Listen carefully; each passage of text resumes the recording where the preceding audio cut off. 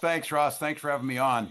The the anti-Tommy Tuberville, I guess. So it's good to see you. Mitch Landreau, good to see you. Any place you're at, I'm here. JB Pritzker and this whole group. Following Josh Gad, I am now complete, Josh. This was it. I'm going to echo that message, though, that message of hope. My oldest daughter's name is Hope.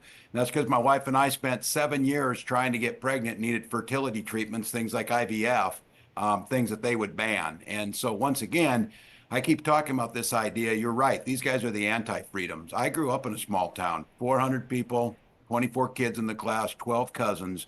And I hear JD Vance trying to talk about what a small town is. There's one golden rule in a small town. Those of you who are from a small town, mind your own damn business. We don't need it. I don't know who's asking for this crazy stuff that they're pushing. Who's asking to ban birth control? Who's asking to raise the price of insulin?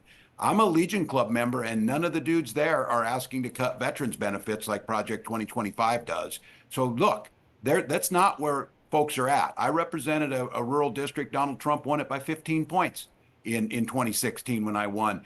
Those are folks that want a fair shot. We need to point out to this. The reason rural America hurts is because robber barons like these guys have come in there. These are the guys that take money out of our public schools for private schools to give vouchers to people already going to private school. They undermine the basic social safety net that makes this country great. So when I hear you on here, I heard Josh talking about hope. That is exactly right. That's what we need. And then coupled with that, because my wife reminds me of this, she said, hope is the most powerful word in the universe, but it's not a damn plan. We need a plan to win. And that's what you guys are doing. That's what smashing that button does. That's what's calling. And again, this is preaching to the choir, but the choir needs to sing. The choir needs to sing. This is our moment. This is not just transformational for one election. This is transformational for several generations. But here's the thing that I take a responsibility for. We're not in this alone. The rest of the world needs us to be here. These guys throwing our NATO allies under the bus, the idea that they don't care what happens in the rest of the world, not addressing climate change that's going to impact communities that are less fortunate than anyone else. Those are the things it has to do. We have communities that are going to pay the price because we don't address it. Here's the great news. How often in 100 days do you get to change the trajectory of the world? How often in 100 days do you get to do something that's going to impact generations to come? And how often in the world do you make that bastard wake up afterwards and know that a black woman kicked his ass and sent him on the road? And you know that's something that guy's going to have to live with for the rest of his life. So I got to tell all of you, please, please, do what you can. Please talk. Look, I got Florida Man as a brother. We all got him in our families. But these are our neighbors and our relatives. And at heart, they're good people. They're not mean-spirited. They're not small. They're not petty like they hear on stage.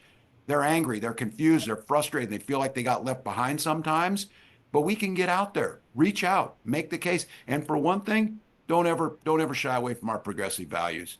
One person's socialism is another person's neighborliness. Just do the damn work. So I got to tell you, when I see this, it lifts me up. I'm inspired. I see it.